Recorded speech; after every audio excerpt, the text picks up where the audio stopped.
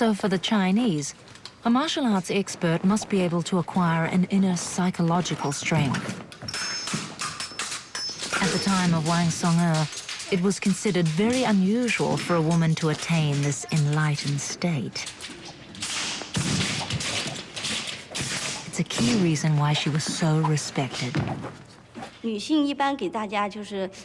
a woman can take up weapons, stand tall, and fend off the enemy, she will overcome any obstacle in her way.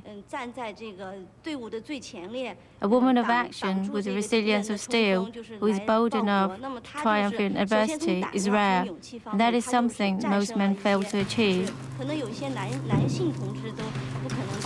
That is why we say the heroic deeds of a woman are more worthy of our admiration and respect than those of a man. Wang Song'e was now 16 years old. She was an accomplished fighter, a headstrong and forceful young woman.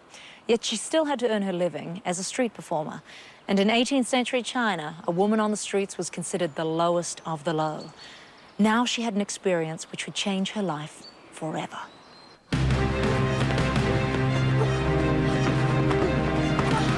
She had had to fight off attacks from men before, but this time even her formidable fighting skills could not save her.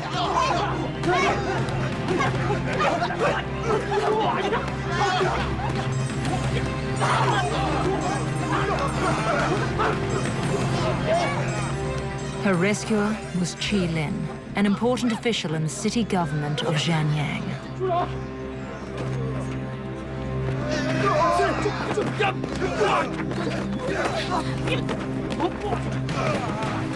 But behind his respectable job, he concealed a dramatic secret.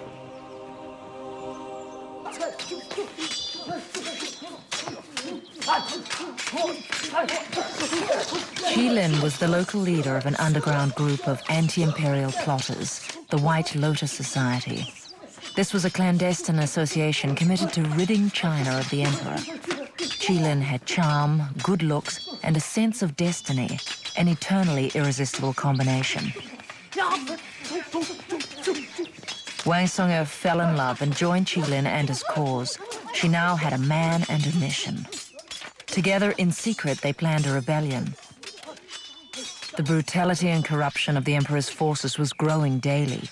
They had little difficulty in recruiting new members. The White Lotus Society had its origins in the 13th century as a revolutionary Buddhist movement. Now, in the 18th century, it reappeared. It provided the leadership and the inspiration for a rebellion against the Qing. It promised personal salvation in return for the loyalty of its members. The charismatic Qi Lin made an appeal to the farmers of this impoverished region, asking them to join the movement.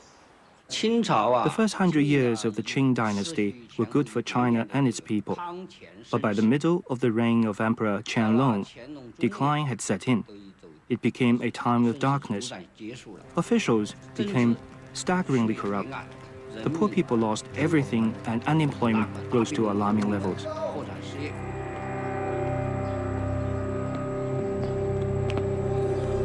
The root of the decay within the empire was He Shen, a scheming and manipulative young courtier that the senile emperor had come to depend upon.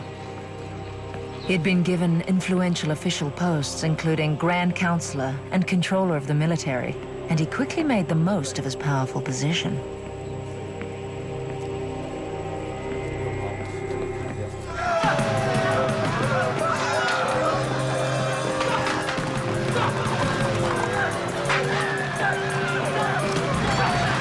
Under He Shen, bribery became widespread. Taxes were raised again and again. The poor, as always, bore the brunt of it.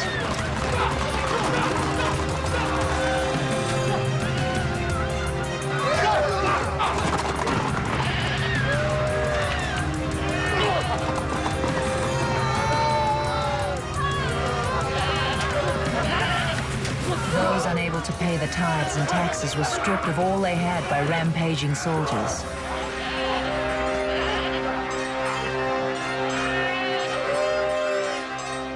And nature was making matters even worse. The population explosion during the Emperor Qianlong's reign was a significant factor. It wasn't just corruption. During the early period of the emperor's reign, the total population of China amounted to only 140 million.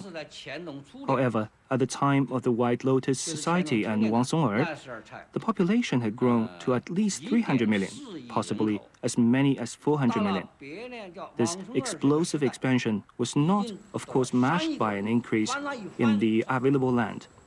This became a serious problem, and peasants had difficulty in making a living and feeding themselves. The emperor turned a blind eye to the corruption in his court. As China descended into chaos, He Shen amassed a fortune, estimated at 900 million silver ingots, which today would be worth about $500 million American dollars.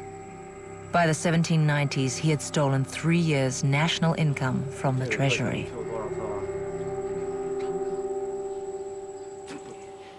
He Shen's excesses drove Wang Song'er and Qilin's revolutionary zeal. Their shared hatred for the corruption and cruelty that he represented fueled their passion for each other and their commitment to his downfall. Support for the coming rebellion was now widespread, and preparations were well advanced. Arms were manufactured and stored, food was stockpiled, more and more peasants were being trained in battle. But as the preparations grew in scale, secrecy was becoming harder to maintain.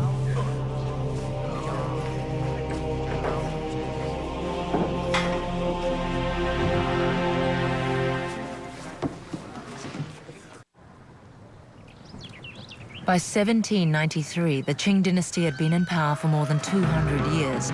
Now it was slipping towards civil war.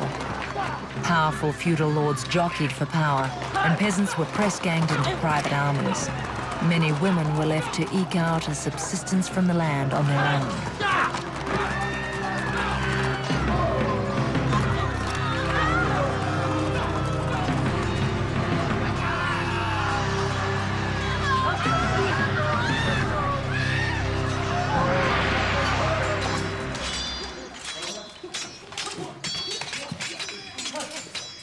It's perhaps no surprise, with so many men forced into servitude or army service, that women should turn to the White Lotus Society for support, and to give their support in turn. They were especially attracted by the egalitarian philosophy of the society, which promised its followers equality between the sexes.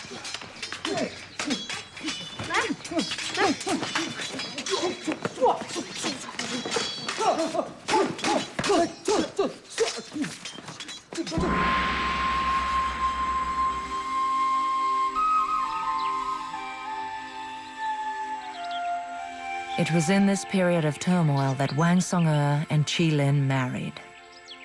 Now, Wang Song'er, the daughter of a washerwoman, was the wife of a respected local leader. They had known each other for almost a year and were seen as the perfect couple.